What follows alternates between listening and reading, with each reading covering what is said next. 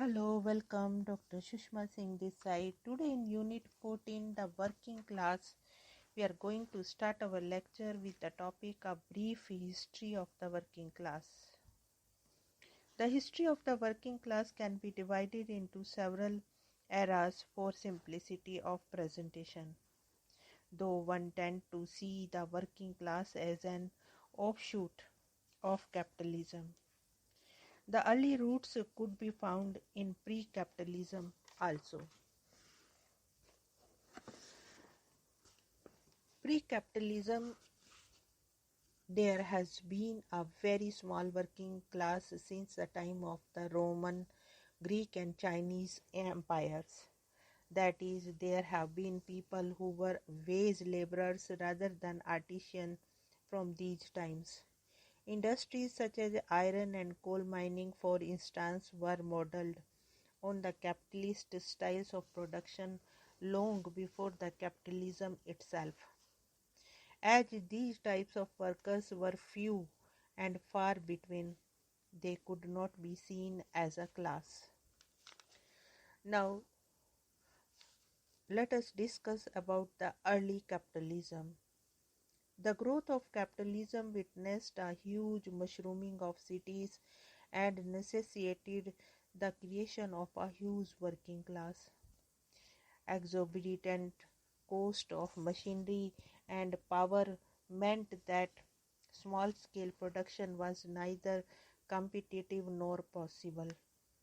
Peasants were driven from the land to the cities through enclosure act, etc.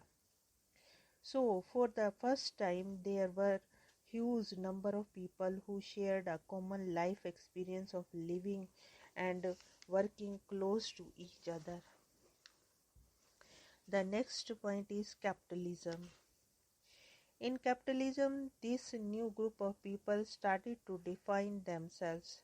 The process which allowed such emergence of the new class consciousness was the concentration of people who worked together into same geographical areas in situation of grinding poverty. It was clear to the workers that their neighbors and work partners were starving, and owners of the means of production were taking the entire surplus. In this regard, it is important to mention that capitalism maintained itself through the brute force, best exemplified by the crushing of the Paris Commune and the attacks on the Christ in Britain. Now let us move to the next point during World War. Despite a widespread denunciation of the forthcoming war as late as 1912 by the left parties worldwide and pledges by the millions of workers not to fight, in the end all left parties rallied behind their ruling class. Those that opposed the war outright were a small section of the working class, most notably Bolshevik in Russia and the bulk of the anarchist movement. The mass socialist parties, which had developed out of struggle around Europe, meekly led their members off to the slaughters. The war saw huge mutinies and revolution in Russia, and indeed was to end with the workers rising in Germany. This was the first time that throughout Europe socialist parties chose to work with the ruling class. Now the next point is post-war 270s. In this period, there was a boom of industrialization and bosses all around the world. The standard of living of working class rose drastically.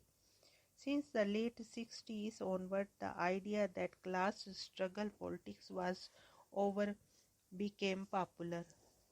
A cure for the periodic recession that capitalism had gone through had been found, and the picture for everyone was rosy.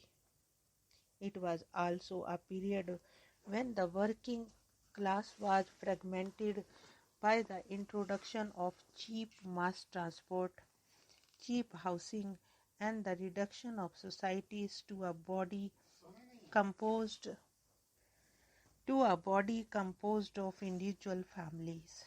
Now the workers no longer lived near their work partners, but lived in huge housing colonies with few social resources. Now the point is the 80s. The 70s ended in industrial discontent the war over, the world over, as the rate of increase in the standard of living slowed and began to move in reverse direction. The post-war boom ended and capitalism suddenly found itself unable to afford the concession it had offered to the working class in return of peace. The increasingly multinational character of capitalism started to have profound effect on the structure of the working class all over the world. The large-scale, unskilled and semi-skilled heavy engineering, mining and assembly plants began to close in the first world or shifted to the cheaper third world countries.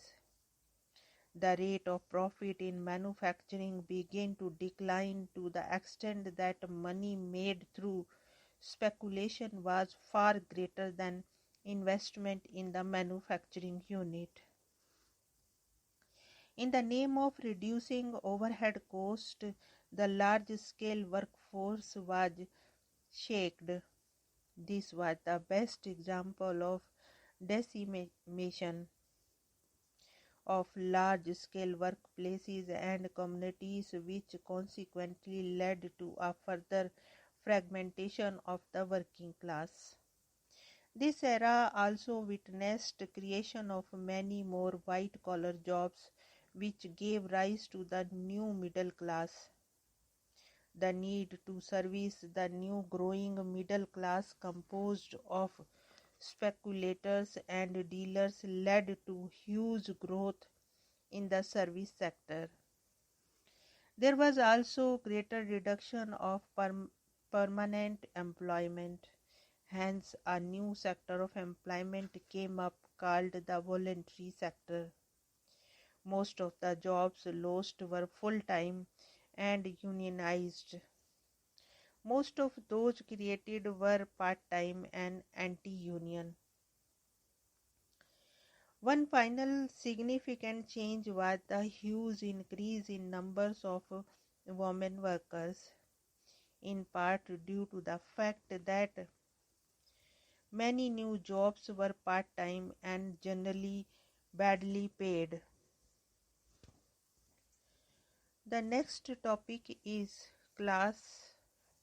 working class today. The nature of working class today is quite different from that 100 years ago. In the late 80s, a large section of left parties viewed this as meaning that socialism was no longer possible.